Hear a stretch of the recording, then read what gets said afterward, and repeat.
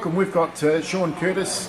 He's the football director at Blackfriars in Division 5, and you're also having a game in the reserves as well. Yeah, still having a kick around in the resis as well. Yeah, enjoy a kick on a Saturday. So footy director for the club, so it's a good role first year. So something a bit different, but it's good to be on the other side of the fence as well, trying to help the club out. Brilliant. And we'll just go through a few results from last week.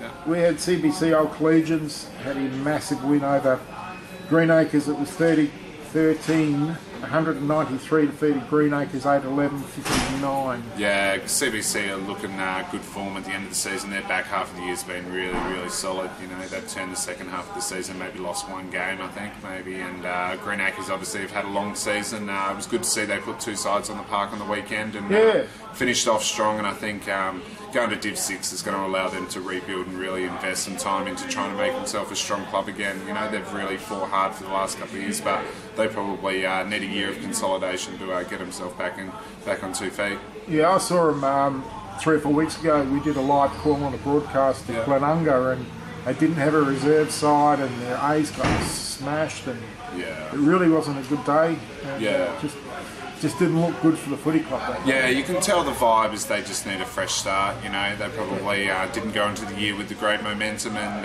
it's been a long, hard year, but it was good to see they finished off strong. But I think good to get two sides on the park. I think it means 2018 they can get off to a good start. So good luck to them next year. Yeah, let's hope they can turn it around. The big result, which has at least temporarily kept Rosewater in Division 5, and they beat Paraka by 2 points. Yeah, it did us a favour and gave us a home final. I, funnily enough, had a feeling early in the week, because someone told me it was their past players' day out there, and we've played in that environment before, and a tough day out of Rosewater if you're out there on a past players' day, and I think home crowd advantage probably played a part and got them over the line at the end. So, I know there's some controversy around the game, but I think the great result. They certainly fought hard and probably surprised everyone at the end of the year. So Well, they've survived at the moment by 0.07%, which is under 1 goal. So if they kick 1 goal less, or Kenilworth 1 goal more, or anywhere in between, it would have been reversed. That's unbelievable. Over the course of the year. Yeah, I think that's what I love about the amateur league, is that every game means something, and you really remind you of that you have to fight to the end, and Kenilworth probably a little sour in the mouth going home Saturday night. That's for sure. Well, they might not have known at that point, but Glenunga flexed their muscles, 25-8, 158. And they easily accounted for the 6th place Hope Valley, 14-7, 91, so 67-point advantage. Yeah, I think they're probably the team with the best top-end talent in the division. You know, they've got quite a few guys probably in the top 10 players in the league. They've probably got half of them, but their depth is probably what's going to test them over the finals. And I don't know how their injuries and that are going, but certainly a good side. Week off, they get to watch everyone else, and probably in the box seat to. I saw them the other week, and up forward when you've got Crosser, and you've got McMahon sitting up there on the full forward line, and the two Wunky boys are both 6'4". There's 4 guys up there 6'4" in their forward line. You've got a 6'10" ruckman. You've got Andy Reid and other guys who are just running around as well, and Guy Ward and others. It was a super division type side. Yeah, absolutely, and well drilled. Super well coached. They've got Brian Lee's a very good coach. Brian Lee's coach, and David Pittman's obviously helping them out there as well, and they just really good platform. I think they're certainly favourites to win at the moment. They were quite outstanding. What I saw. The other one was finals bound Lockleys, and 16-19, 115 defeated Kenilworth 11-6, 82. 11 points up at 3/4 time. Lockleys, and just did enough to relegate Kenilworth. Yeah, probably Kenilworth probably really held on, and just probably got ran over in the end, and probably another side that's been unlucky this year, Kenilworth. They've put some good performances on the park. I know they beat Paraka early in the year out there, and surprised a lot of sides, but Lockley's just going about it quietly, I think. It's been competitive at the top, but they've been consistent all year. They're a hard side to play, home or away, so they're going to be around the mark. And then of course is your game, and you travelled to New Vision Over or Ledger Reserve to play Woodville South, and it was Blackfriars 11-13, 79.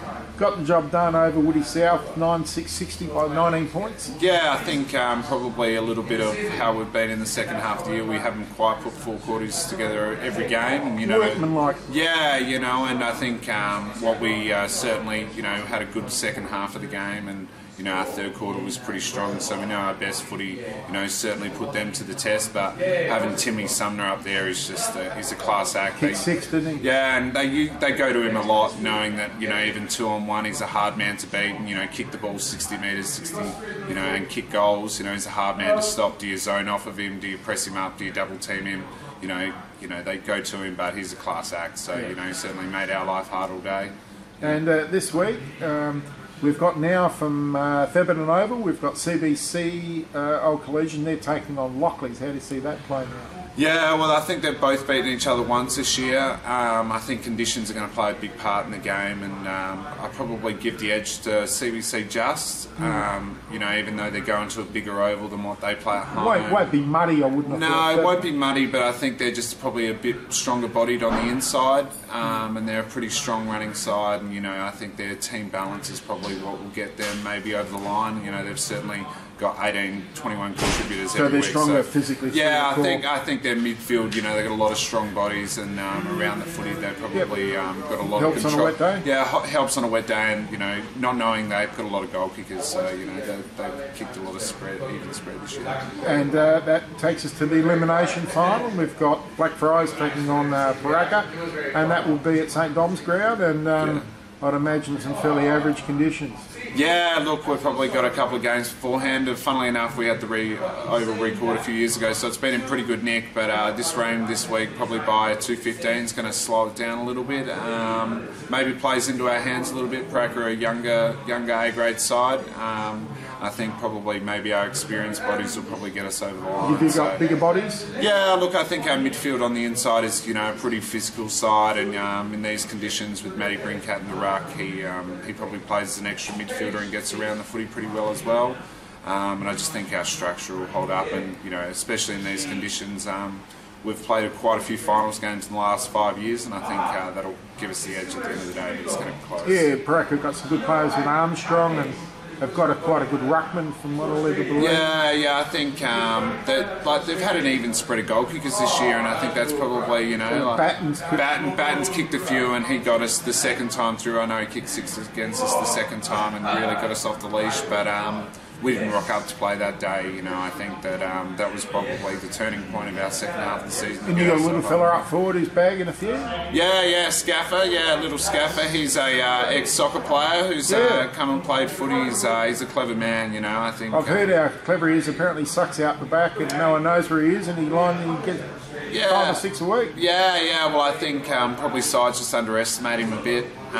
He's a tricky man to match up on. He's not tall, but he's 5'10", isn't he? Yeah, probably 5'10", but uses his body really well, and this week's conditions are going to suit him down at the ground. So yeah. Very clever, I've heard, and I heard about that soccer background and.